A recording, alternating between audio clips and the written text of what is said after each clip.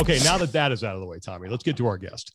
A bona fide, genuine, grade A sci-fi badass. And I'm so nervous reading this. I had to type this out because I wanted to get it right. Okay. Yeah, okay.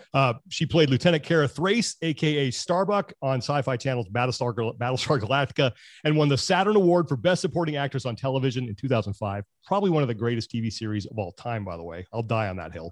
She played Sheriff's Deputy Vic Moretti on A&E and Netflix series Longmire. She has appeared twice as herself on The Big Bang Theory. She can be seen and also be seen as Aminette on The Flash. Most importantly, she played Bounty Hunter Doll in the Vin Diesel movie Riddick, and has had lead roles in the films Halloween Resurrection, White Noise, The Light, Batman Year One, The Haunting in Connecticut 2, Ghosts of Georgia, Sexy Evil Genius, Oculus, and Don't Knock Twice. She provided the voice for the Star Wars character Bo-Katan in the Clone Wars and Star Wars Rebels, before portraying the live action version of her in season 2 in The Mandalorian. Her current Netflix series, Another Life, just wrapped shooting its second season and will debut later this year. And last, but certainly not least, a rabbit hole you and I went down the other day. Yeah. She provides the voice for the character Bitch Pudding on Robot Chicken, where she gets to utter some pretty amazing one-liners that we dare not repeat. She is Katee Sackhoff. Katee, thank you so much for being here today. How you doing? I'm so good. Of course, I snort right off the top from laughing. You know, you mentioned the one character my mom is just so proud of. You know, she should be. So I was trying to think, like, when you're envisioning your acting career, you know, you're sitting there and you're young, you're like, I would love to, you know, do this and do that, but I'd really love to voice a foul-mouthed strawberry shortcake parody character. And then that happens. What's that like? You know, for the longest time, I thought she was like an 8-year-old child, which made it even funnier in my head. And they were like, no, Katee, she's like a teenager. And I was like, oh, it makes so much more sense now. You know, she is by far the character that I think that most people dress up like as on Halloween, which is really strange. A lot of people dress up like Bitch Pudding. So usually adults, not the children. Let's hope. Yeah, because that's some parenting gone wrong if that's what's happening. We wanted to talk a little bit about your acting career and then get into sort of the fitness stuff. But what was your athletic background growing up? So my dad got me into sports very, very young. And so I was, you know, skiing when I was 2. I was, you know, playing soccer when I was very young. And then went into a pretty serious swimming career, and sort of, you know, thought that that's what I was going to do, at least swimming collegiately, if not taking it potentially farther. That was obviously the dream. But then I got hurt and just sort of floundered for a couple of years trying to figure out what to do. And fell into acting. Sort of, you know, I was sitting at home, really, I was depressed, because after swimming, I transitioned into like not quite knowing what I wanted to do with my life. And my mom saw in a newspaper ad to be the body double for Kirsten Dunst in a Lifetime movie. Oh. So she was like, you should go down and you should at least just get out of the house. Like, she was like, please God, get her out of the house. And I went down, and I wasn't a right body match for her, but they asked if I wanted to audition for a role, and got Taft-Hartley'd into the union, and the director introduced me to my manager and my agent, and the rest is sort of history. It was pretty crazy, actually, how quick it happened.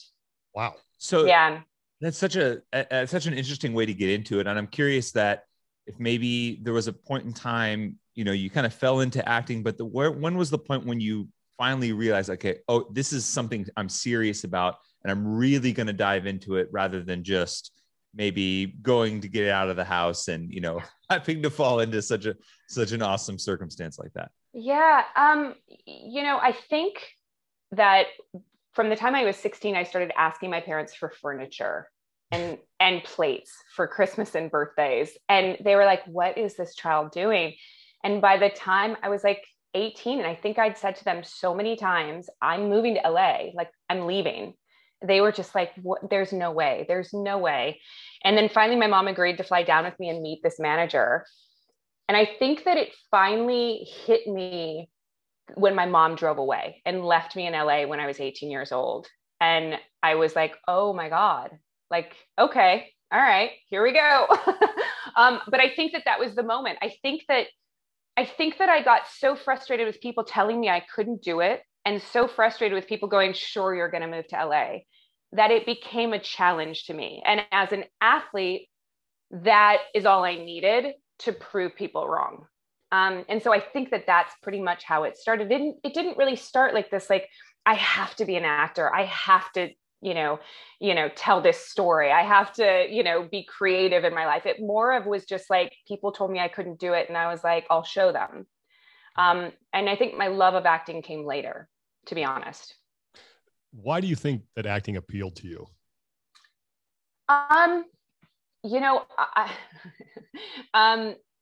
It's a classic story of, I was really the kid growing up that didn't get in any trouble. And, my brother did, and I wanted my parents' attention. And I think that I set out to achieve something that was seemingly impossible to get some approval. I think that really was it. I think it was like, this will show my dad,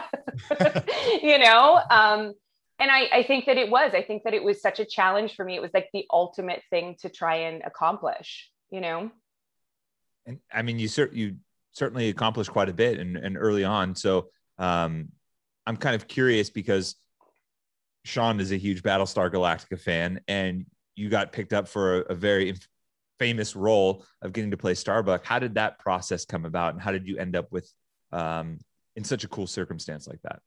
Yeah.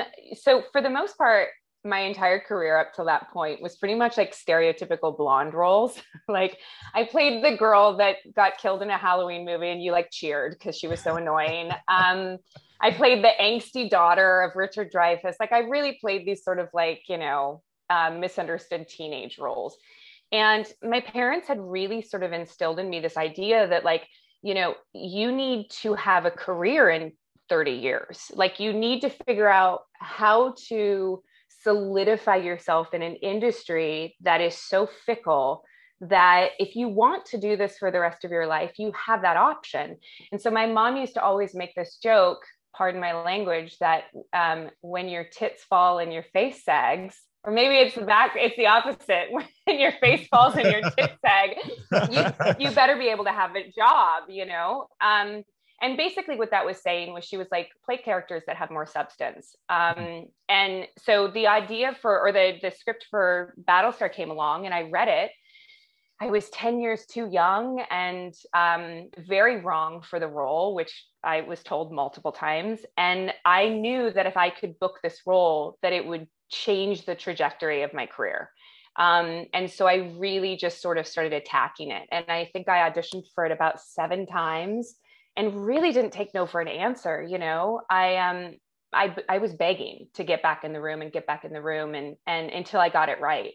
And thankfully I, did something right. That was one of the, I think, very early cases, or one of the first cases where a role that had been played by a male actor was then switched to a female actor. And, sci-fi fans are notoriously picky and vocal. And I'm wondering, what, if any, sort of backlash did you face when that happened? Quite a bit, but, we forget that Battlestar came out in like 2003. Mm-hmm. So there really was no internet. Like, people didn't have these fancy cell phones. We didn't have smartphones. We didn't have laptops. You had to go down and buy 30 minutes at the local internet cafe to log on to some chat room that was like dial up. And so thankfully, I didn't really experience too much of it. I did go down after somebody told me not to.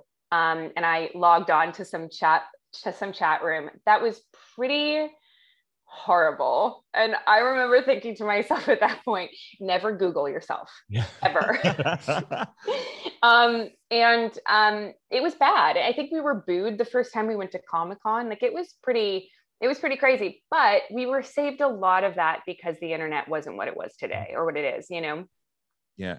I'm kind of curious though, because you touched on something earlier that I feel like almost kind of sets you apart in terms of like the challenge provides motivation for you. So I'm curious if even in that moment when you went to the internet cafe and saw the nasty things or got booed at Comic-Con, did that in some sort of way kind of reignite the fire or almost make you double down even further? Because it seems like that is a little bit of a theme for you. Yeah, I think it did a little. You know, I've definitely learned how to have a thick skin in this business because um, it's it can be very mean. You know, the people inside the industry can be mean, and the people outside, you know, viewing you can be quite mean. And I really did let it affect me when I was younger. It, you know, there were so many cried tears over people saying terrible things about me. And, you know, 25 years later, it just doesn't, you know, it really doesn't bother you that much. However, at the time, it does ignite a fire, you know, absolutely. I used to, somebody told me, I don't remember who it was, that you're going to book one out of every 50 auditions when you move to this town. And so I wrote them down on a calendar. I was like, okay, one more no, awesome. One more no, yes. Like, and it became this thing where no's didn't have the weight of like, I missed an opportunity. All they were at that point was a step to get to 50. As soon as I get to 50, I'm going to book something. And before 50, I did, I don't even remember where I was at, but, you know, it was, and then once I booked a job, I would start over again because the 50 started over again. And so it just became this way of attacking it less emotionally and more tactically, I think. Yeah. What resonated with you about that character, Starbuck? She was such an anti-hero, you know. She never wanted to be a leader. She was a very good follower. And she was a very good soldier. She was very good at doing what she was told to do. Yet at the end, you know, the fate of, you know, humanity was on her shoulders. And that's like some of the biggest responsibility you can put on someone to lead, right? And I identified with the fact that she was struggling to figure out who she was, that she was her worst enemy. All these things that women or people in their 20s rather go through, where you're trying to figure out who you are, you're trying to find your place in the world, you're trying to figure out what you're good at or what you enjoy doing, all of these things that we all went through to find our way. Some of us are still going through it, obviously, but like, you know, I really resonated with that. I resonated with 2 steps forward, 5 steps back, because I am my biggest critic. And I really identified with that. And the self-sabotage aspect of her is something that I think so many people can identify with. She was not comfortable being praised at all, or being loved even. It made her so uncomfortable. All of those things made her so important to me. And the fact that she was they never like qualified her existence by reminding people that she was a woman. She just was Starbuck. And I loved that. She was just the best person for the job. And that was, at the time, I don't want to say groundbreaking because that feels so like self-indulgent, but it felt very different than what was happening in other television shows, for sure. Definitely feels like it was almost ahead of its time in that regard in terms of the progression. And I mean, it's fitting we're talking about this now on International Women's Day. As well. And I'm kind of curious because I feel like I hear sometimes actors and actresses talk about when they find that role that either kind of sets the trajectory for them. It's almost this symbiotic relationship between they're taking so much from what they identify in that character as much as they're putting into it. And that's what really allows that kind of growth to happen. But it was also, you know, a decent ways away now. Is there any sort of character that you have been able to play recently? And I don't want to get too far away because I know Sean has some more questions about Battlestar, that you feel has kind of fit that bill at this stage of your career as well? You know, I think that I've always booked the right role for me in the moments of my life. You know, when I booked Longmire, I didn't understand how a woman could give up her career and follow a man. I didn't things like that didn't make me, I didn't understand this woman. I didn't understand why she would make that sacrifice. And I learned so much from her by playing someone who had a very different opinion about the world than I did. Because you ultimately walk in someone else's shoes and you live their words, which you know, can't help but have an effect on you. So that came at the right time for sure. This new role of, in another life is the same thing. I didn't understand how a woman could leave her family to try and go save the world. And because I'm not a mother, so I didn't understand that. And my mom said to me, sometimes the best and hardest thing you can do for your family is leave them.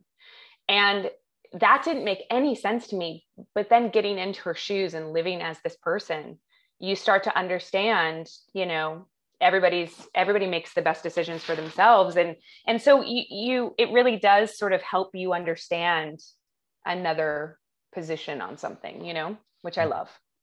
At what point did you ever know when you were doing Battlestar Galactica that you had something special on your hands? Eddie almost told us when we were shooting the pilot that this was going to be a different show, that this was different, that this was going to change our lives. This was going to be remembered as the best sci-fi show. He was telling us this stuff. And I remember sitting there, this is like a bunch of 20-year-olds. I was like 23. I think the oldest of us was like 28. We're all sitting around sort of like, this guy's so old. He's losing his mind. He was like 55 at the time. I'm like, God, he's so old. And he was right. He knew that it was rare because he'd been around long enough to feel the difference, there was such a camaraderie, not only between the cast, but there was a sense of trust given down from the network to the writers and the producers and the actors to carry this and make what they wanted to make, which was, doesn't happen all the time. Speaking of Edward James Olmos, this is a self-indulgent question. I'm going to ask it and then we're going to move on from Battlestar, but is it true? Yeah. I heard this. Is it true that he wrecked a model ship that he was not supposed to destroy? It's true. It's very true. I don't want to give you spoiler alerts of like why it happened because some people haven't seen it 15 years ago, but no, there was this moment where he, as his character was so upset about something and he was, putting together this model ship and it was such a beautiful moment and the emotion just sort of overcame him in the moment and he smashed this ship. And the legend goes that it was like a 20, now it's $50,000 in my head. This is what happens though. Like you sort of time provides, a more grandiose story, but I do know it was on loan and it was a one of a kind and it was very expensive. And it was completely destroyed. Yeah. A great scene though. At least it was for an epic moment, yeah, right? It's really captured in eternity from that. It was so funny. I stories have been told of just set decorators going, but not wanting to break up the moment, but seeing this thing just get more and more destroyed and just going, oh well, all right. It was like a replica of some famous ship. Yeah. There's probably that moment where I think we can't fix it. That's beyond repair.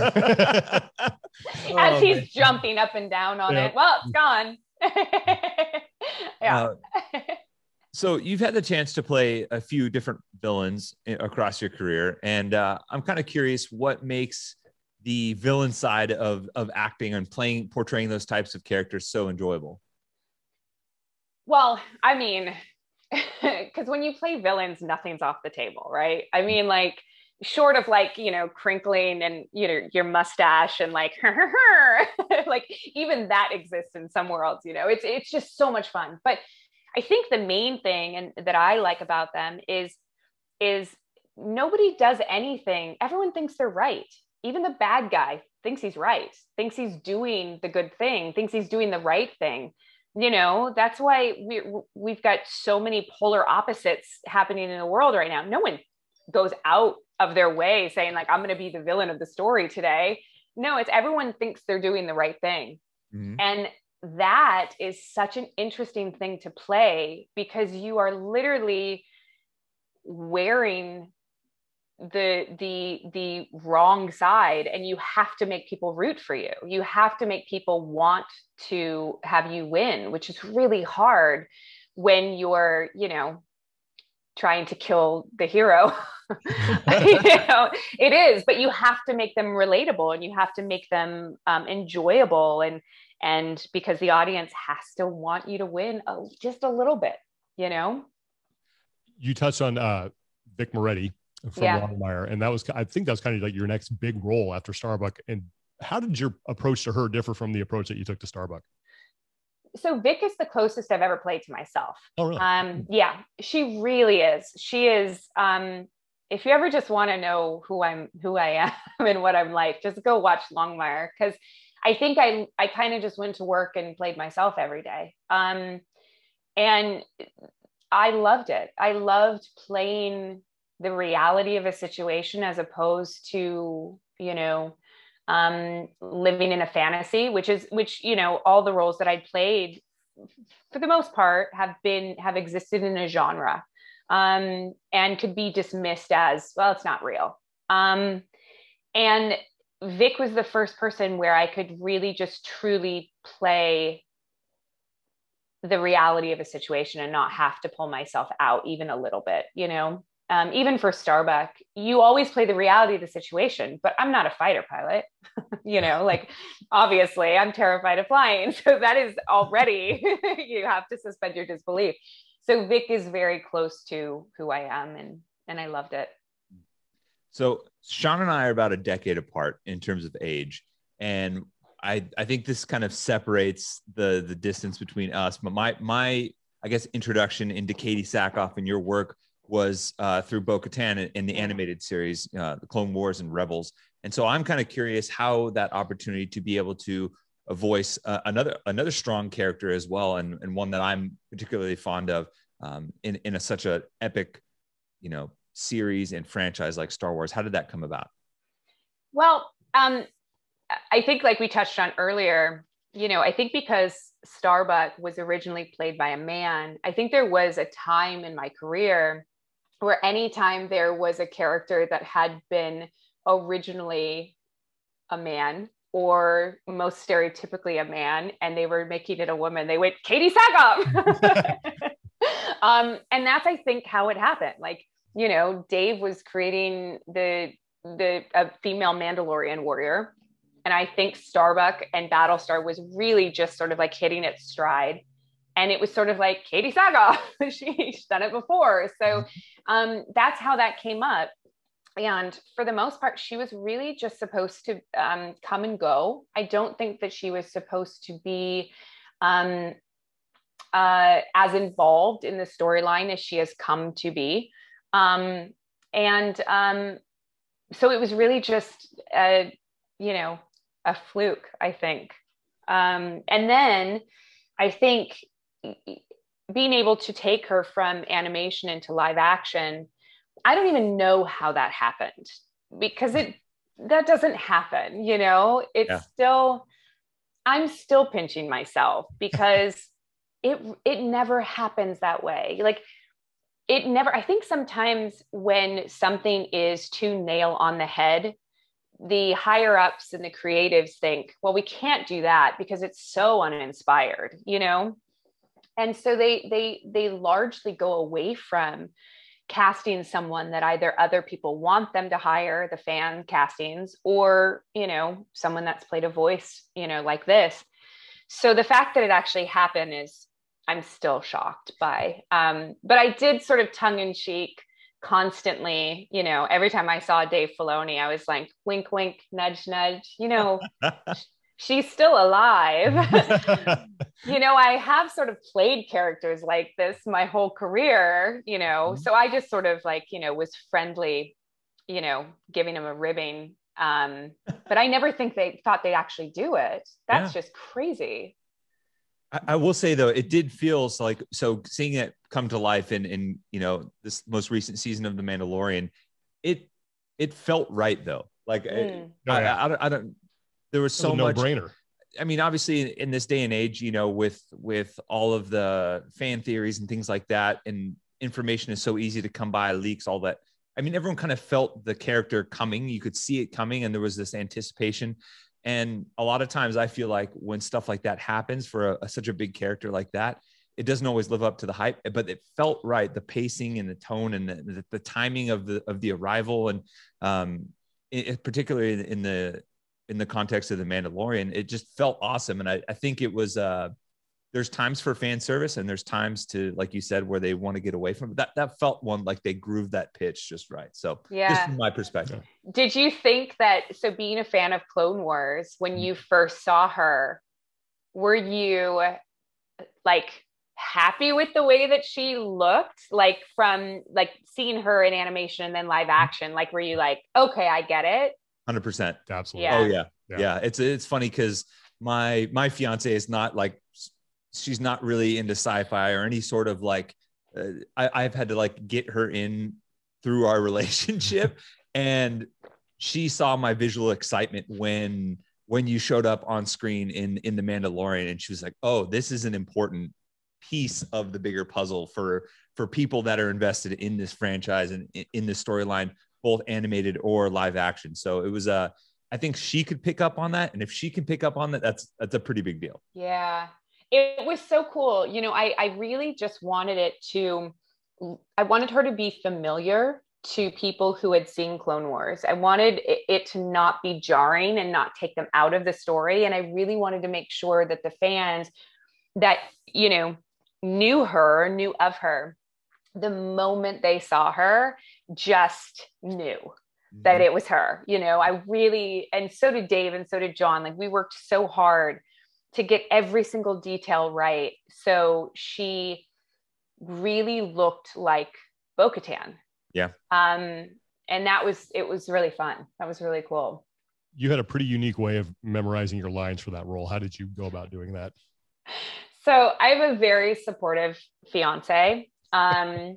And he was helping me memorize dialogue. And I have said to, and I'm going to call them kids because they are kids, but the kids on my sci-fi show, that sci-fi dialogue is unlike any other dialogue you will ever memorize. Maybe medical jargon is probably similar. You are saying words that mean absolutely nothing to you. And so there's no emotional attachment to them. And so they have to be 10 times more memorized than any other dialogue, because the moment you get to work and the nerves take over and the blocking takes over and the props take over and all these things, and you're thinking about things, that dialogue that you have no emotional connection to is gone.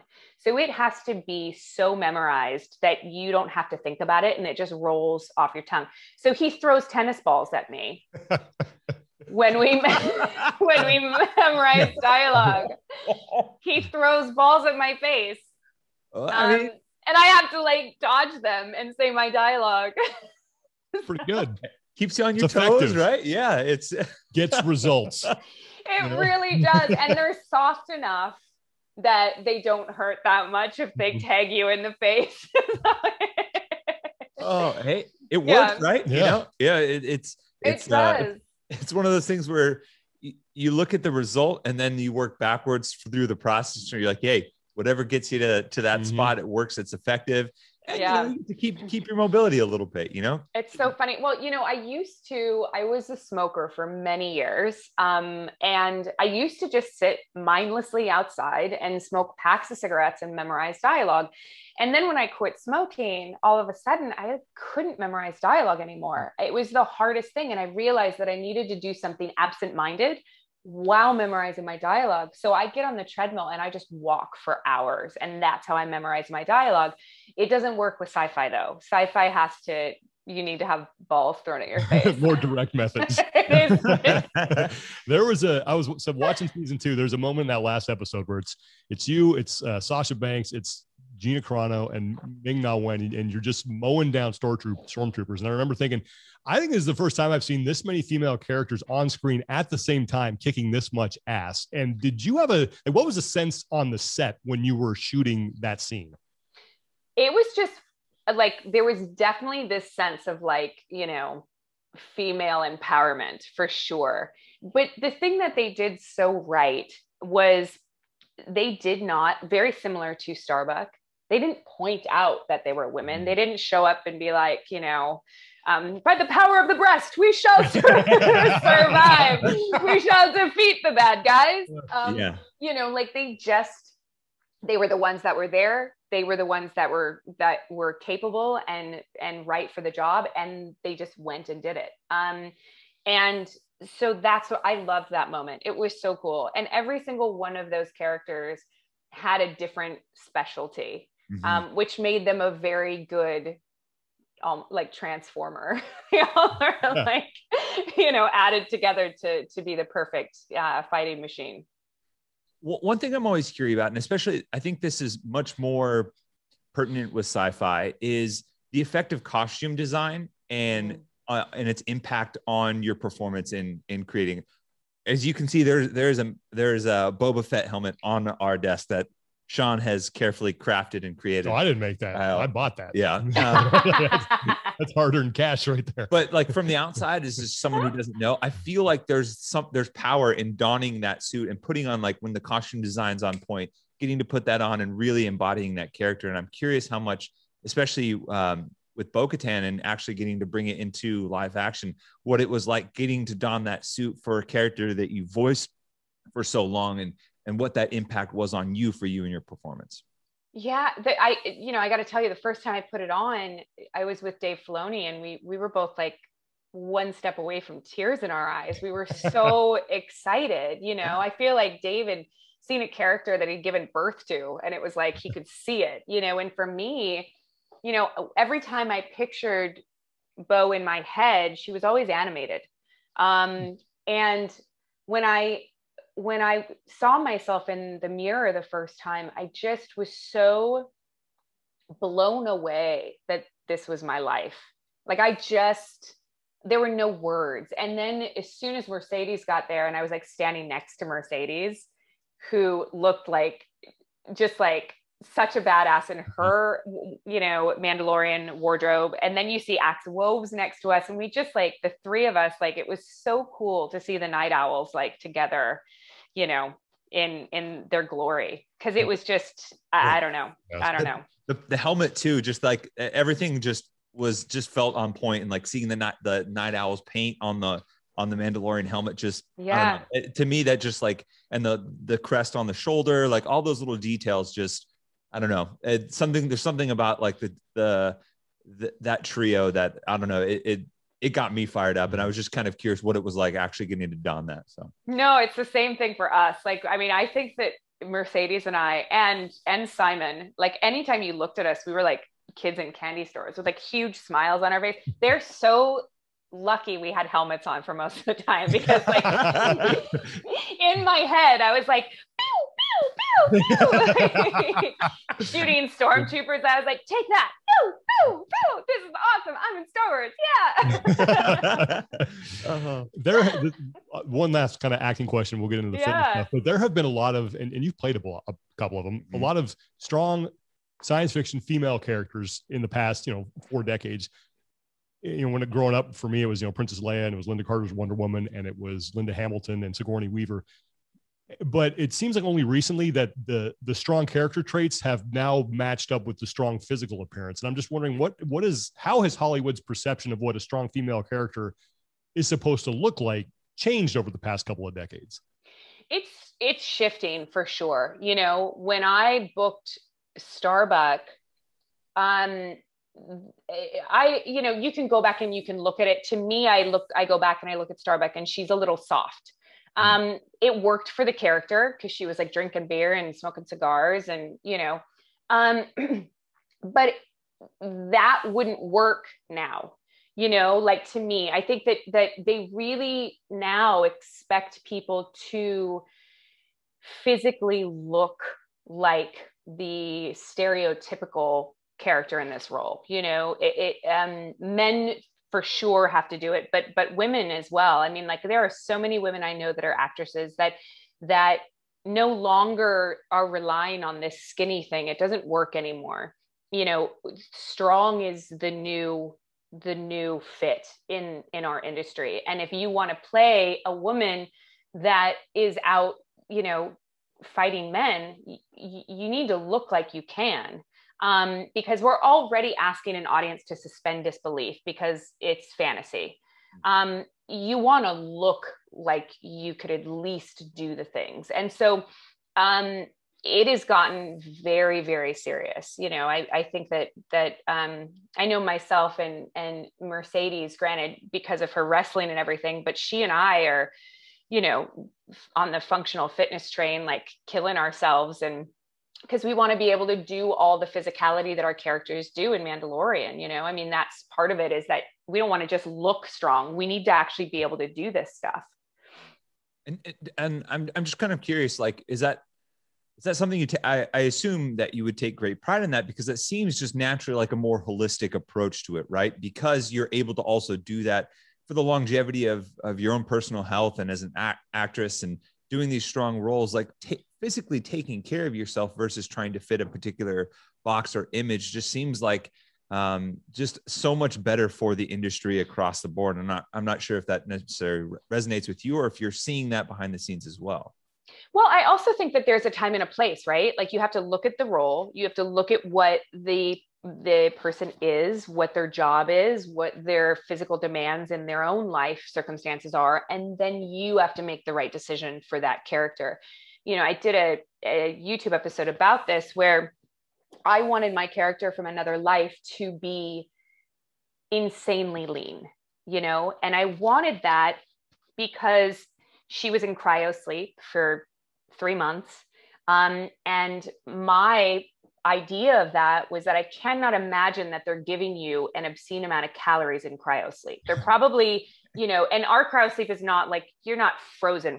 You're just like in a deep sleep. Like, so they're probably giving you the minimum for your body to function and survive. You're probably incredibly dehydrated when you come out of there. And I wanted to look very lean. And for me, that meant getting myself down to a body fat percentage that was unrealistic for myself to maintain. You know, I naturally sit at about 145 pounds. I'm a size 6. And I usually sit between 18 to 24% body fat, depending. And I was down much lower than that. You know, I lost my period and I was just in a very, very low percentage of body fat. And I wanted people to understand that I did this for a reason, to aesthetically look a certain way.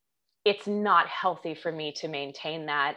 And therefore I couldn't. I went straight back as soon as it was over. But now every season I have to get myself back into that shape, and I was like, why did I do this to myself? But it is, you're right. It is, you have to make the decision.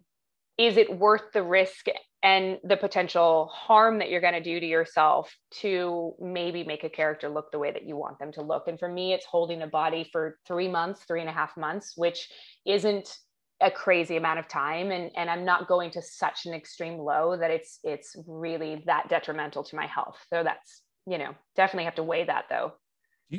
Just you talking about it though, like, do you feel like the platform for you to be open and honest about that transformation and discuss that from a woman's health perspective and from a body image perspective, that right now the platform is as good as it's been to be able to do that? Because I feel like maybe sometimes in the past, it was kind of like this elephant in the room that nobody wanted to talk about. Like, yeah, you're doing this for a role, or, and there are potential side like issues that with it, but it just wasn't openly talked about. I may be wrong in that, but I was just kind of curious if you feel like there's been a shift there as well. Yeah, I think a little bit for sure. And I think that everybody has to make the right decision for themselves. I know that a lot of people in this industry still sort of go by the rule of, you know, I'm an artist, I do this, I don't tell people what I, you know, am doing to prepare, I just do it and that's the thing. And there's a lot of people that actually lie because they in some way makes it feel better, makes them feel like, you know, they're special or something. So there's still a lot of people that don't talk about how much they work to achieve something because they want people to think it's easier for them. I find that to be the case. For me personally, it's just how I've chosen to use my platform. You know, I you know, it's the one thing that I know a lot about is my own body and my own health. And so I'm trying to lead by example and be honest with people about the things that I've done to my body and the health struggles that I've had and the body image struggles that I've had, because I think that it can hopefully, help some people and help myself by being honest as well. Right. Mm-hmm. Totally. Shortly after Battlestar wrapped, you were diagnosed with thyroid cancer. Mm-hmm. Obviously, you were able to get past that. But how did that experience affect the way that you viewed fitness and you took care of yourself? So that was the wake up call that I needed to start learning about a holistic type of life.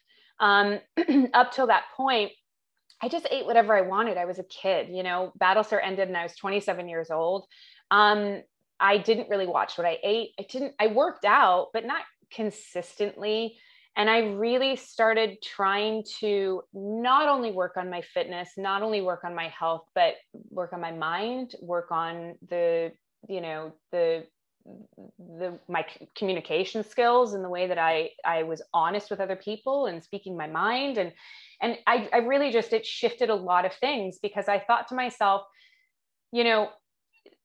there are so many things that can happen to us in this life that are out of our control, that I want to prevent as many of those things as I can, and then make myself strong enough to be ready for the things that I can't control.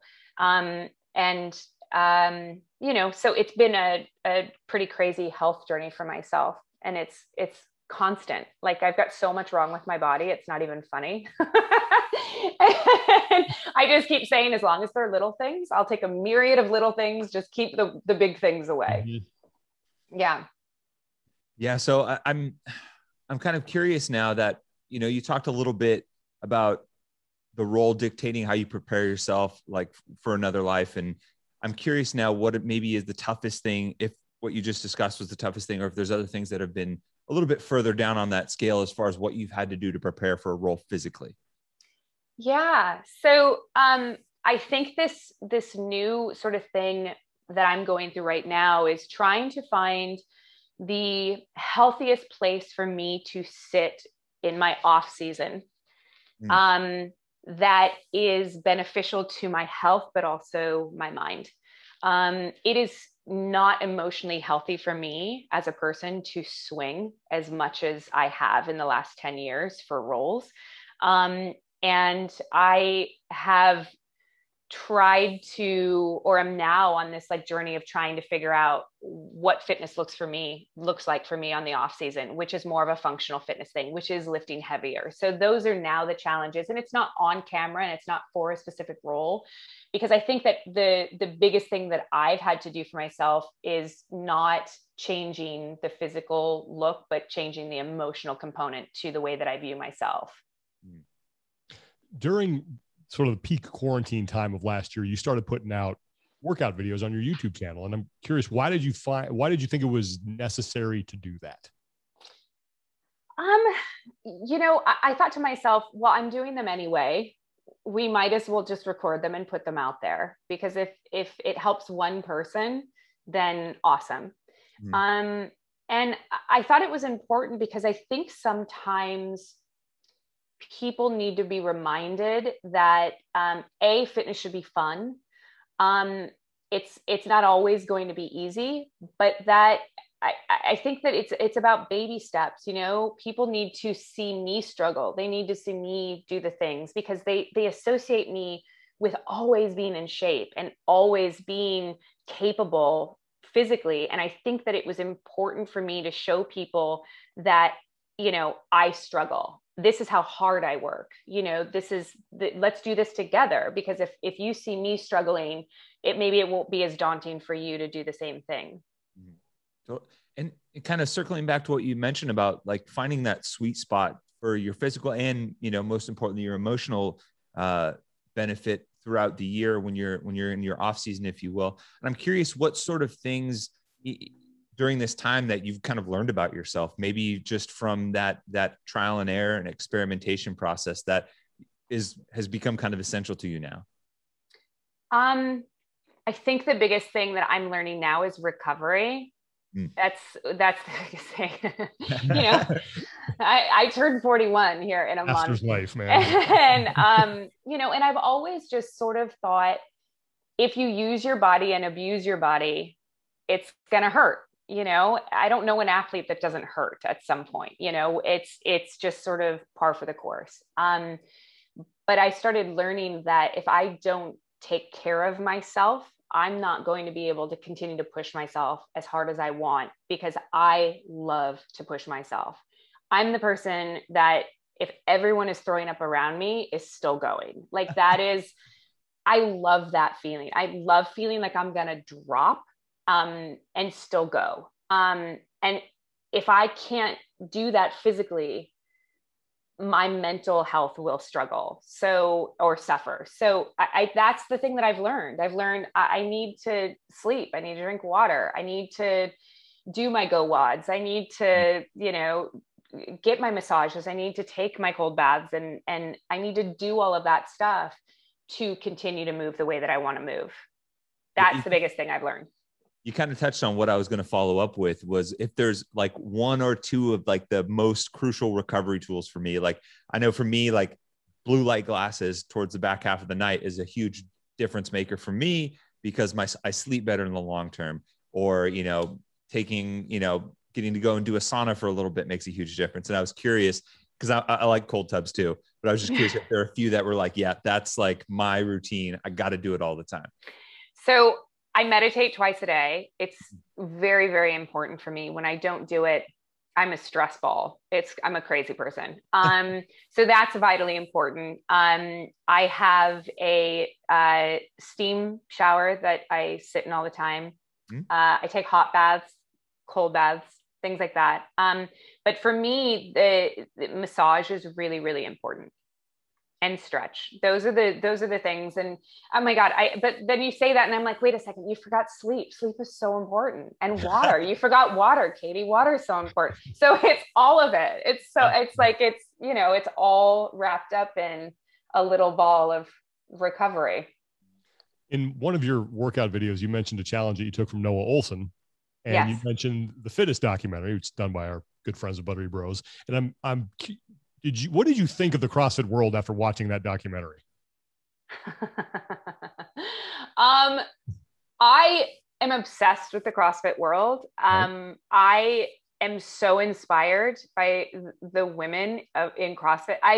I'm blown away by watching the strength that they have and the endurance that they have. It's absolutely so motivating for me to work out harder and stronger.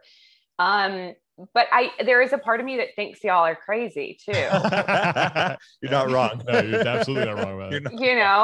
Like there's, when I did my first Spartan race, we were training at a CrossFit gym and I was like, just hearing people screaming. And I was like, what is happening over there? It sounds like someone's giving birth. Like, I don't even know what's happening around this corner.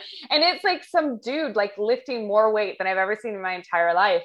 And I was just like, this is insane. Like, I love this stuff. This is absolutely amazing. I'm over here learning how to climb a rope and they're like lifting 3 times my body weight. I was like, holy shit. So I think we just watched the Buttery Bros do their first Spartan race last night. Actually. Yeah, they did. Yeah. Yep. Yeah. I was on the phone with Marston this just before this interview. And yeah, he was pretty pumped on how that went. So speaking of Spartan racing though, I'm curious how you got into Spartan racing and what that process was like for you. So my fiance actually took his friend's place when his friends couldn't do a Spartan race. And he came back so jazzed and was like, you should do it. You should do it. And I was like, absolutely not. I pretend to be tough on camera. Like there is no part of me that wants to crawl in mud and, like break a nail. That's just not who I am. And I think it took him about a year to convince me to do one. And finally I was like, fine, I'll just do it. The training was just absolutely the funnest thing I've ever done. Like I was so intimidated by the huge Nautilus ball. Like it's just a big rock that you have to pick up. And I was so terrified that it was going to be so heavy. And like, so I trained for this and I got to the Spartan race and it was so light. I threw it. I was like, the ball falls like way too far. I was like, oh shit, I got too strong. But it was really fun. It was so addictive, and the camaraderie of everyone doing it together. And then, you know, the competitive nature in me is something that should not be messed with. It's pretty severe, actually. You listed a lot of things that us CrossFitters are like, into. how are you not already competing? You know, it's like, we may be crazy, but a lot of those competitive elements and the camaraderie in the community are. I think that's why there's a lot of bleed over between the two sports with Spartan races and CrossFit for sure. Yeah, probably. I'm so intimidated by form. You know, my form is ugly with pretty much everything I do. If you see me do a burpee, it's the worst thing you've ever seen. I think that somebody saw my video and they went, those are not burpees. And I was like, no. Your feet just have to leave the floor and your hands have to be above your head. It never fail a burpee. Matter what it looks like. But that's my biggest fear, is that I've had so many little injuries throughout my, you know, athletic career that I'm just so intimidated by potential injury. And it's purely just because I know my form sucks. Mm-hmm. So, yeah. You mentioned meditation, and that is obviously a part of fitness, but why do you think that gets overlooked so much? I think because people think, especially athletes a lot of time, you know, we think that we can muscle through things. We think that we can push ourselves. It doesn't matter what our mind does, because mind, you could just like push through. It's fine. And I used to think the same thing. I used to think that I could push through the chatter in my head and just do it. And I got to a point where I was daily on an emotional roller coaster that was like manic. It was highs and lows, and it was all influenced by outside influences. And I didn't feel any sort of like calmness in me. And so I was introduced to meditation, and it changed my life. Like, it really did. You know, I took a transcendental meditation course, and it really did change my life.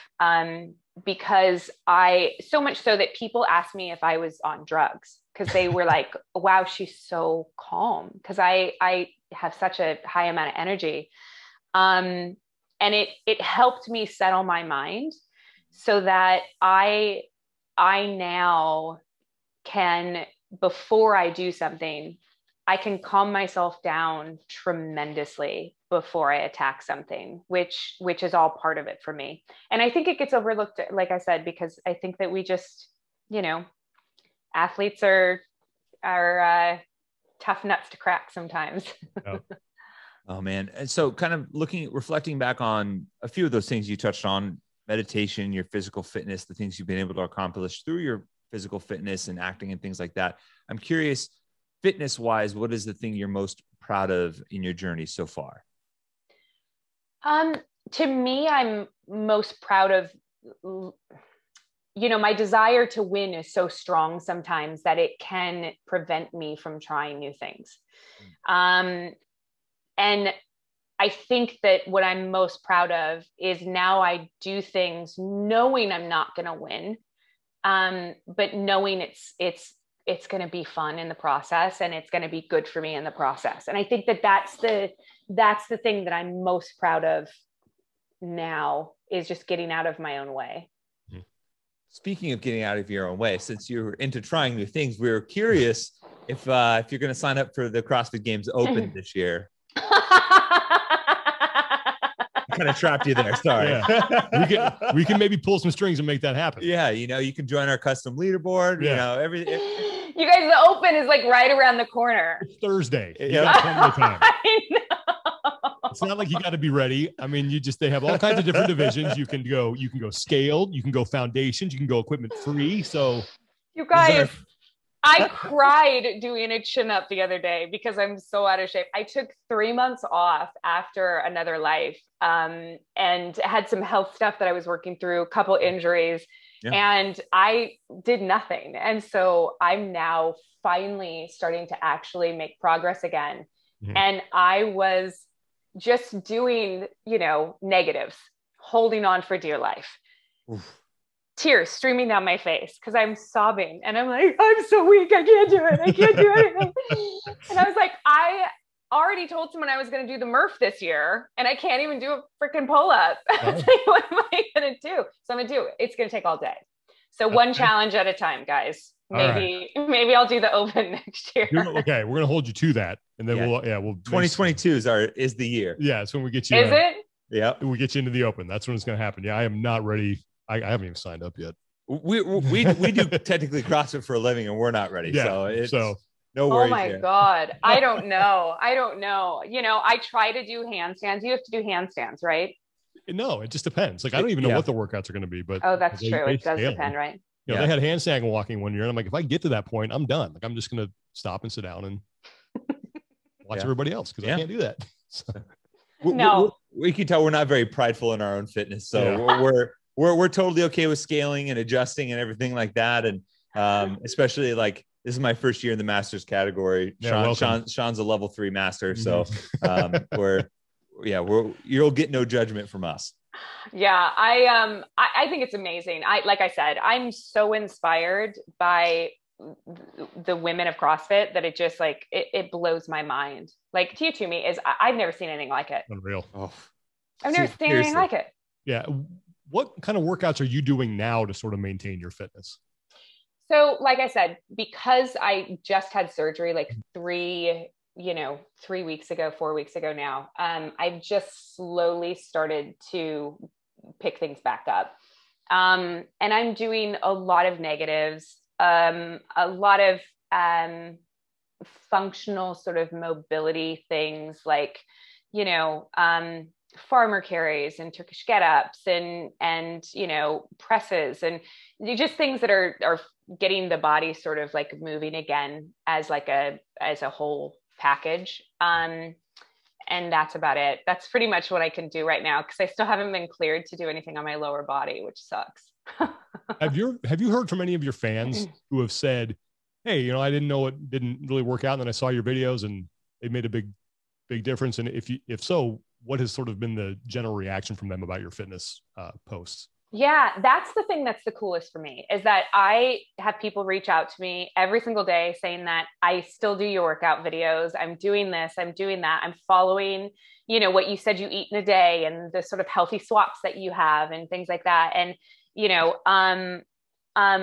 I think it's absolutely amazing because it's just about moving, right? That's what fitness is about at its core. It is just allowing us to continue to move throughout our life and stay as healthy as possible. So I love when people say that. And I think that the thing that a lot of women reach out to me for now is that I think that we're normalizing strength and that is so much more attainable than thin, right. For so many years, I tried to be thin.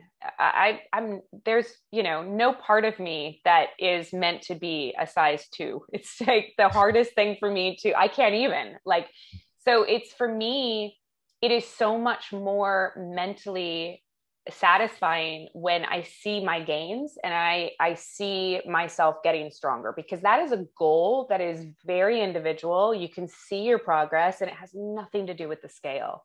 And it's so important for us to be sort of championing that instead of I weigh this, you know what I mean?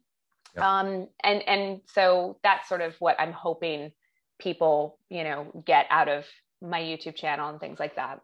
For sure. Tommy asked you about what you're most proud about in your fitness journey. When you look back on your acting career, and clearly you have a lot more to go here, but what are you the most proud of when you look at your acting accomplishments? Oh gosh.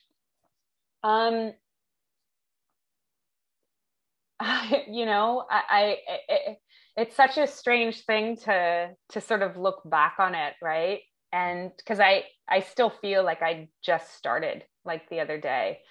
I think the thing I'm most proud of was just starting, it took a lot of courage when I was, and it's all relative, right? Courage is such a big word, but to tell my parents when I didn't want to swim anymore. That, you know, I think that people think that when you're good at something, you should enjoy it. And I didn't want to swim anymore. I just, because I was good at it didn't mean I got any joy out of it. And I wanted to be an actor. And it took a lot of courage to sort of, every time my parents said, well, after you do this, and I was like, no, I'm doing this. You know, I think that that is what I'm most proud of, is that I calmed the chatter down and I started. I at least tried, you know? Yeah. I like that perspective. I think it's always interesting to see, like you said, it's when you're in the middle, you feel like you're still ongoing. It's tough to look back and reflect with like I don't know, maybe the 10,000 foot view that most people reflect on, like a career that has seen a start and an end. So yeah. I think the jumping off point for so many people when you're going into something that maybe you're more passionate about, or is a divergence from what is expected of you, is you know, such a big leap. And like you said, the word courage is definitely appropriate. One thing that us CrossFitters are all about is these benchmark workouts. So I'm kind of curious, because every athlete has preferences, movements they like, they love. If you could build one workout called Katie, because we actually name a lot of the benchmark workouts, the girl workouts. What would be the Katie workout for you to build? If you're like, yeah, this is my jam, these are my movements, I'm gonna love doing this one all day. You guys, I'm obsessive about AMRAPs. Okay. Yeah. Of any kind, because it gives me the two things that I love. It gives me that feeling that I'm going to die. And then it gives me the joy of passing people. And I love it. It's like so addictive or catching up to someone. Mm-hmm. There is this, and it's constant. Yeah. So I think that if you could throw any workout at me possible, it would have a tremendous amount of either my, you know, assault rower or my assault bike. Ooh. Things that, yeah. Probably a bunch of people just went, thousands of CrossFitters just went, oh. Yeah, she's a crazy person. I love the assault bike more than anything in the gym. Now, you were the first human being in the history of the world to put those words in order in that sentence. I just want to let you know. I know. It's gross. It's gross. I love it. I love seeing how high I can get my heart rate and then how low I can get it. Mm-hmm. Is it immediately after. It's one of my favorite things, but that's what it would be. It would be some sort of crazy AMRAP that seems impossible. And there would be at least a field of 5 people. I love it. Some assault bike intervals. Man, my heart rate just jacked up thinking about that. So final question, then we'll let you get along your merry way here. But this is hypothetical. But let's say there are 2 somewhat fit podcast hosts who have national television camera experience, who might want to find their way to get onto The Mandalorian. I'm asking for a couple of friends. How one of them has his own Mandalorian armor and the whole 9 yards. So how would we make that happen? You have to talk to someone with more power than me. I'm just trying to hold on to my job. Yeah. Well, I mean, because we'll do basically whatever. I mean, short of murder, and even that's probably negotiable. I make a great leg for like a bantha or be a rock. Yep. Oh my gosh. Well, that was all I wanted. Yeah. I wanted to be a rock. I told people in the beginning of my career that, like, there's one thing I will always do. If they call me to be a rock in Star Wars, just take it. Yeah. You're even like, I just take it. Just take it. Absolutely. Right. Well, we tried. If you have any contacts for us, shoot them our way. We're still gonna try to make this happen. You never know, you guys. You never know. Just give me a few years. Right. I'll work my way up. Perfect. You never know. Well, listen, Katie, I can't tell you how much we appreciate you taking the time to do this. Really enjoyed it. Best of luck to you and Robin. I know you're planning a wedding right now. That's got to be a lot of fun in this whole. Tommy's doing the same thing. Yeah, actually. Trying. Oh my gosh, we already pushed ours. We made the decision to. It was originally June. Now we just made the decision to push to October. So it's it's crazy, right? I feel you there. We were supposed to get married this past September, And then we pushed to August, and now we're actually just going to go to 2022. So, yeah. Are you? Yeah. That was our next thing. And you know what? It's, you sort of realize with everything that's happened this year in our lives that, we're already married. Like, you know what I mean? It's just an agreement with the government at this point, you know, tax like, benefits. Yeah. So it's okay. You sort of realize what's important. Like, it's not really the wedding. And although I am obsessed with cake. So yes. Ooh, hey.